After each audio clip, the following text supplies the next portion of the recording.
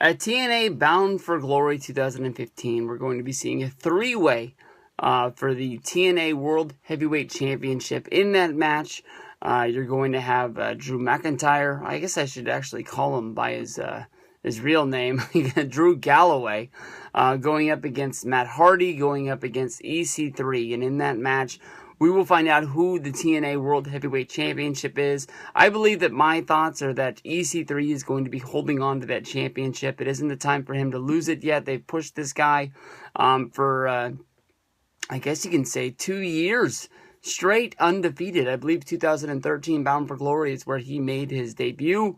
I was lucky enough to be there, and the guy hasn't lost a match since, and he's become the champion by beating Kurt Angle, and now we get to see who the number one contender is going to be. Honestly, in my mind, I think that this match crowns the number one contender, but the real number one contender needs to be Kurt Angle. It's the guy that hasn't gotten a rematch at his championship since losing it, even though he's been out for a long while with the neck problem, and now he's making his return against Eric Young.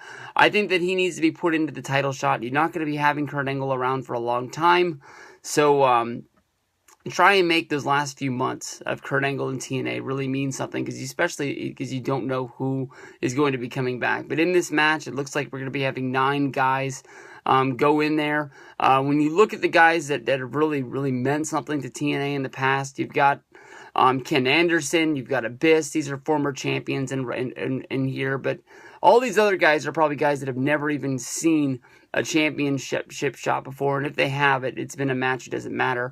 I look at this, I really see one guy that I think has a shot to win this, and if they don't have this one guy win it, I think it's really letting everybody down. And when I honestly look at this picture, there's 2 guys on here that I don't even know. It looks like the Brooklyn Brawler's son is competing in this match. I have no clue who this guy is by virtue of elimination. His name is either Drake or O'Shea. I've never seen these guys before, but I'm guessing since they're in this match, they're going to mean something in the future. They're at least somebody that they want to show up to Bound for Glory. But you've got Jesse, you've got Shira, you've got Tyrus, you've got Ken Anderson, Robbie E, Abyss, Chris Melendez, Drake, and O'Shea. Honestly, I think in my mind you have to go with Melendez to get the win here. I think that he is not the future of TNA, but he is the biggest story. You can see everything that was built around him versus Eric Young, being the unsung hero of the United States, and Eric Young turning against him. They did the whole angle where basically the whole the whole TNA roster that went up against Global Force turned on Eric Young, and they beat him down in the center of the ring for taking this guy's leg. And I think that he is the one guy. The wild card in all of this, you got to look at Shira. On Monday, I believe that TNA is going to be doing Dixie Carter's huge announcement. I think this is honestly going to be a part of the Shira Shuffle, with Shira helping announce that they've signed a TNA I guess you can say television deal for India. I don't know if this will be able to keep TNA alive if they decide that Destination America is not the place for TNA, and at the end of December we see TNA shipped off of the network and not having anywhere to go. You also got to wonder about Tyrus in the background. Tyrus winning this match, maybe deciding that he wants to be TNA champion and him getting a shot at his man EC3. Or why else would he be in this match? Is he just going to win this match and then just make sure that no one ever gets a title match ever down the road?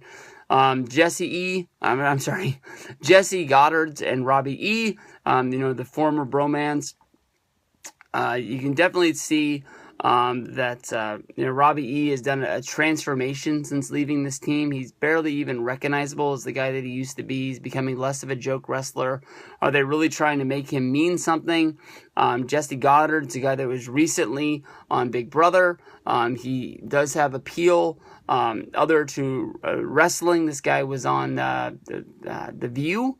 one day. I saw Dixie Carter tweeting about it. So, is this somebody that they believe is actually going to be bringing other people into watching TNA because of this dude's killer abs? We'll have to see. But in my pick, I'm going with Melendez. Who are you guys going with in the Bound for Gold at Bound for Glory?